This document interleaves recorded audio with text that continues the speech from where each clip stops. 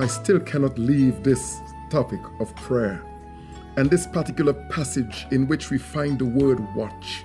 The Apostle Paul is telling us not only to pray in the Spirit, but he also tells us to watch with perseverance, to watch with a constant pressing forward, to watch and never stop watching. So while we're praying, always we are never stop watching. We must never stop watching, because while you pray, you must make sure to watch.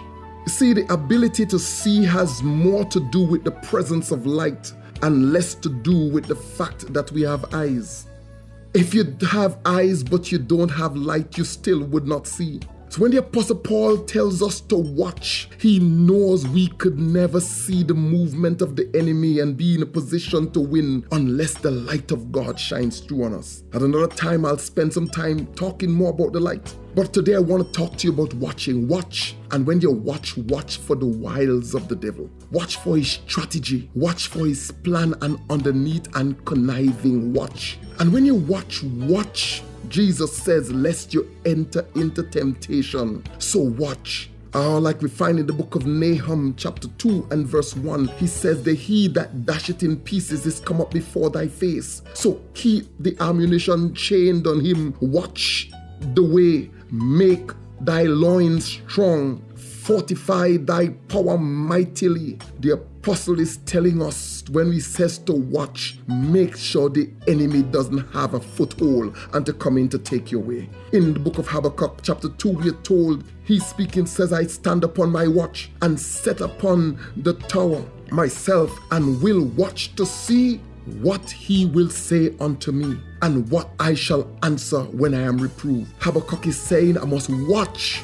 And in the midst of all this praying, I must watch for God's answer, because God will answer, God will speak, God will answer. Prayer is not a one-way street. When I watch, I must watch for his answer. And when you watch in this life as a warrior, as a soldier, I came to tell you, watch for the coming of the Lord. Watch therefore, Matthew chapter 24 and verse 42, Jesus speaking, for ye know not what hour your Lord doth come.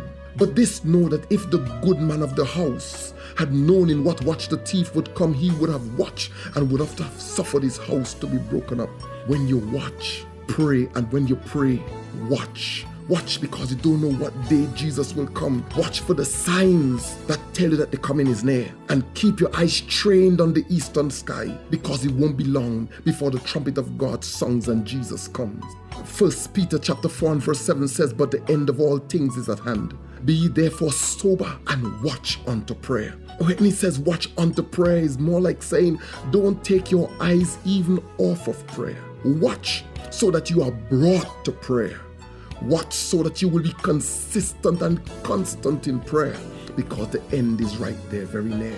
1 Thessalonians chapter 5 and verse 6 tells us, therefore let us not sleep as do others, but let us watch and be sober. It's not a time to find yourself not in your right mind and in your full mind. These are times to watch. If Revelation chapter 16 and verse 15 says, behold, I come as a thief.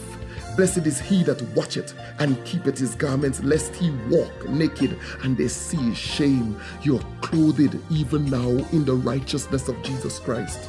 But if you're not careful, you could even lose that before Jesus comes. And so he says, watch so that you might keep your garment and don't walk in nakedness. Because if Jesus comes and you don't have your garment, you're in nakedness, you'll find yourself like the man who didn't have on the wedding garment and he was put out of the kingdom.